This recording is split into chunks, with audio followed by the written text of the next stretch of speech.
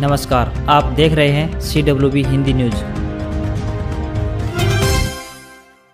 किसान आंदोलन में प्रदेश के 55 पूर्व विधायकों ने घटनास्थल पर पहुंच दिया समर्थन। किसानों की मांगों का समर्थन करते हुए पूर्व विधायकों ने कहा कि किसानों की सभी मांगे उचित हैं, इसलिए वे किसानों का पूर्ण समर्थन करते हैं। उन्होंने किसान नेताओं को एसोसिएशन की ओर से समर्थन पत्र भी सौंपा और कहा कि वे हर कदम पर किसानों के साथ खड़े हुए हैं। उन्होंने मांग करते हुए कहा कि सरकार तीनों कृषि कानूनों को रद्द करे और किसानों को MSP पर गारंटी दी जाए।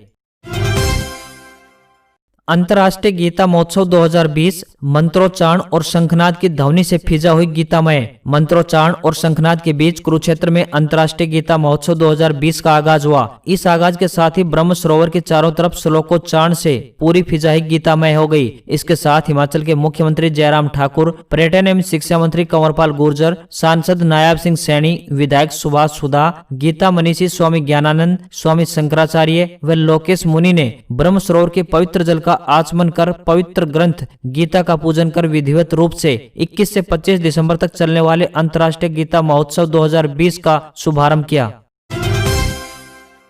ई-संजीवनी OPD शुरू, नागरिक घर बैठे ले सकेंगे परामर्श। अब सिविल अस्पताल आने की जरूरत नहीं। फतेहाबाद स्वास्थ्य विभाग द्वारा जिला में ई-संजीवनी OPD शुरू हो गई है, जिसके माध्यम से नागरिक घर बैठे ही सोमवार से शनिवार तक सुबह 10 बजे से दोपहर 1 बजे तक तथा साय 3 बजे से 5 बजे तक स्वास्थ्य संबंधित परामर्श ले सकते हैं। यदि आप किसी बीमारी से पीड़ित हैं या फिर गर्भवती महिला हैं, तो आपको थोड़ी बहुत तकलीफ होने पर अब उपचार के लिए नागरिक अस्पताल आने की जरूरत नहीं होगी, क्योंकि इसके लिए स्वास्थ्य विभाग ने जिला में ई-संजीवनी यानी OPD शुरू कर दी है। इसके लिए मरीज को अपने एंड्रॉइड फोन पर ई-संजीवनी ऐप डाउनलोड करना होगा। इसके बाद ऐप पर ही अपने मोबाइल नंबर का रजिस्ट्रेशन कर अपनी तकलीफ बतानी होगी।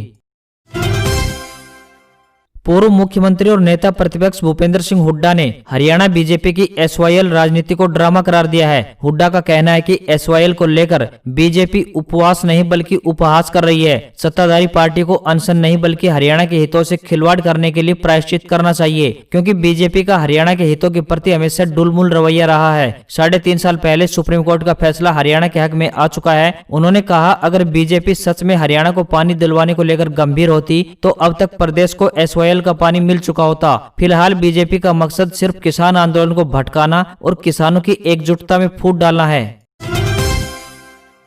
आगरा मंडल के कोसीकला स्टेशन पर नॉन इंटरलॉकिंग कार्य होने के कारण 29 दिसंबर तक गीता जयंती एक्सप्रेस 01841 व 01842 का संचालन बंद रहेगा। ऐसे में सोनीपत से आगरा, मथुरा, खजुराहो व कुरुक्षेत्र की ओर आने व जाने वाले यात्रियों को परेशानी का सामना करना पड़ेगा।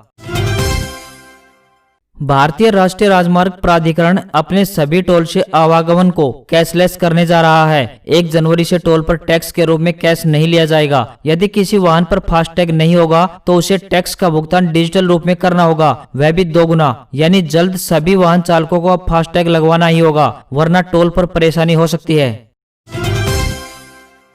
कांग्रेस नेता मोतीलाल वोरा नहीं रहे। 2 बार मध्य प्रदेश के CM रहे वोरा का 93 साल की उम्र में निधन। 18 साल कांग्रेस के कोषाध्यक्ष रहे। दिल्ली के फोर्टिस अस्पताल में उन्होंने अंतिम सांस ली। वे 2 बार मध्य प्रदेश के मुख्यमंत्री रहे। 2000 से 2018 तक 18 साल पार्टी के कोषाध्यक्ष भी रहे। वोरा ने 20 दिसंबर को ही अपना 93वां जन्मदिन मनाया था। उनका अंतिम संस्कार मंगलवार आज शाम 4 बजे दुर्ग में होगा। पार्थिव शरीर आज सुबह 10 बजे दिल्ली से रायपुर पहुंचेगा। मोतीलाल वोरा का जन्म 20 दिसंबर 1928 को नागौर तब जोधपुर रियासत में हुआ था। ठिठुर रहा उत्तर भारत। MP में सिवनी को छोड़ पूरे राज्य में तापमान 10 डिग्री से नीचे। राजस्थान के 18 शहरों का यही हाल। जम्मू कश्मीर से लेकर पंजाब, हरियाणा, राजस्थान, मध्य प्रदेश, छत्तीसगढ़, बिहार और झारखंड समेत कई राज्य शीतलहर की चपेट में हैं। हिमाचल के ज्यादातर इलाकों में तापमान 0 से नीचे बना हुआ है। वहीं पंजाब में आदमपुर और हरियाणा में नारनौल सबसे ठंडा रहा। राजस्थान के 18 शहरों में रात का तापमान 10 डिग्री से भी नीचे रहा। माउंट आबू में लगातार चौथे दिन पारा -1.5 डिग्री रिकॉर्ड किया गया। मौसम विभाग के मुताबिक सोमवार से शीतलहर का असर चूरू, झुंझुनू और सीकर तक सिमट जाएगा। कांग्रेस में नए अध्यक्ष के चुनाव की प्रक्रिया शुरू हो गई है। पार्टी के सीनियर लीडर हरीश रावत ने यह जानकारी दी। न्यूज एजेंसी से बातचीत में रावत ने पार्टी में गुटबाजी या फिर वरिष्ठ नेताओं की नाराजगी की खबरों को खारिज कर दिया है। रावत ने पार्टी के 23 नेताओं द्वारा सोनिया गांधी को पत्र लिखे जाने पर कहा, इन नेताओं को ग्रुप 23 कहा जाना गलत है, यह पार्टी का हिस्सा है। सोनिया गांधी ने शनिवार से पार्टी नेताओं से बातचीत का सिलसिला शुरू कर दिया है। यह एक हफ्ते तक जारी रहेगा। माना जा रहा है कि तेलंगाना, पंजाब और गुजरात के प्रदेश अध्यक्ष बदले जा सकते हैं। ब्रिटेन में कोविड-19 में म्यूटेशन यानी कोविड-19 का नया वेरिएंट की बात सामने आने के बाद पूरी दुनिया में हड़कंप मचा हुआ है। कई देशों ने कड़े प्रतिबंध लागू कर दिए हैं। अब तक 25 देशों ने ब्रिटेन की फ्लाइट्स पर रोक लगा दी है। सऊदी अरब ने इससे भी बड़ा फैसला लेते हुए एक हफ्ते के लिए सभी इंटरनेशनल फ्लाइट्स पर बैन लगा दिया है। इसी बीच ब्रिटेन से निकलने के लिए लंदन के हीथ्रो एयरपोर्ट पर हजारों की भीड़ उमड़ पड़ी है। पिछले साल चीन के वुहान में कोरोना आउटब्रेक के साथ वहां के लोगों को निकलने की जल्दी थी। इस बार ब्रिटेन में ऐसा हो रहा है। भारत ने 31 दिसंबर तक ब्रिटेन की सभी फ्लाइट्स पर रोक लगा दी है।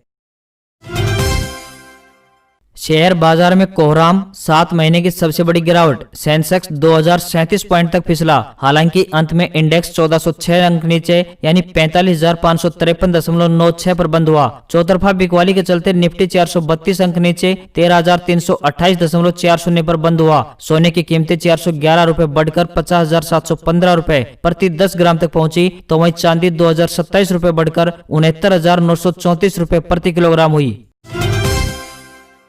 भारतीय बीमा नियामक एवं विकास प्राधिकरण यानी इरडा ने सभी लाइफ इंश्योरेंस कंपनियों को 1 जनवरी से एक standard individual term life insurance policy बेचने का निर्देश दिया है। इस प्रोडक्ट का नाम सरल जीवन बीमा होगा। इस नाम के पहले इसे उपलब्ध कराने वाली कंपनी का नाम भी जुड़ा होगा। Standard individual term life insurance policy का मैक्सिमम सम एश्योर्ड 25 लाख रुपए का होगा। सरल जीवन बीमा पॉलिसी 18 साल से 65 साल तक की उम्र का कोई भी शख्स ले सकता है। पॉलिसी पीरियड 5 से लेकर 40 साल तक का होगा। 70 साल की उम्र तक यह पॉलिसी चलाई जा सकेगी। अनुमान है कि 30 साल का व्यक्ति 10 साल के लिए 5 लाख रुपए की पॉलिसी लेता है तो प्रीमियम 1500 रुपए के आसपास होगा। प्रीमियम एक मुश्त हर साल या 6 माही और तिमाही या हर महीने दिया जा सकता है।